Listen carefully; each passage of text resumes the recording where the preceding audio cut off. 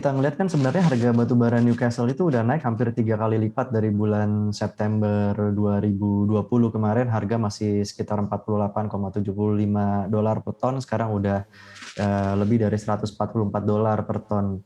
Jadi sebenarnya selain dari peningkatan permintaan, juga kita ngelihat adanya supply constraint kan. Di China itu ada insiden dan juga bencana alam berupa longsor dan bencana alam yang mengakibatkan pemerintahnya itu mulai menutup beberapa operasional tambang di sana, dan juga supaya diadakan audit lebih lanjut gitu. Jadi akibatnya di sana ada supply constraint, harga di sana juga naik karena kan kita tahu China itu konsumen batu bara terbesar sekarang ini di Asia Pasifik ya. Jadi sangat-sangat mempengaruhi dari outlook permintaan di mereka, karena industri manufaktur dan juga konsumsi listrik di sana udah mulai naik lagi karena menjadi salah satu negara yang bisa keluar dari pandemi ini dengan paling awal lah.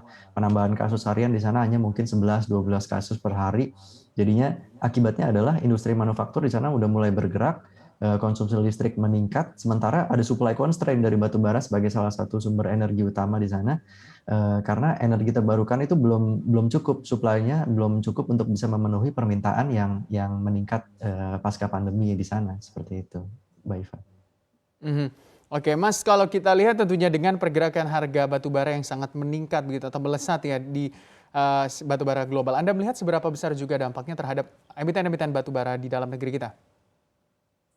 Ya, menarik ya kalau kita hubungkan ke kinerja harga saham emiten batu bara di Indonesia sekarang ini, kok lebih lebih cenderung underperform gitu ya, lebih cenderung flat atau banyak juga yang turun bahkan gitu ya. Jadi kalau kita melihat beberapa emiten memang ini sangat-sangat dipengaruhi ya, kalau kalau ibaratnya harga batu bara itu real bisnisnya, bisnis realnya, tapi kalau untuk saham daripada para emiten batu baranya ini masih sangat terpengaruhi oleh sentimen yang namanya ESG, Environmental, Social, and Governance, terutama dalam hal environmentalnya, karena udah dari setahun, mungkin 2 tahun, atau mungkin sebelum pandemi kemarin itu, beberapa fund manager besar di dunia, seperti misalnya BlackRock, itu salah satu pengelola ETF dan fund manager reksadana paling besar di dunia, udah mulai mendowngrade mendownsizing dari kepemilikan saham-saham yang berhubungan atau menghasilkan emisi karbon cukup tinggi. Nah, dalam hal ini adalah emiten pertambangan batu bara tidak luput, terutama yang ada di Indonesia juga. Jadi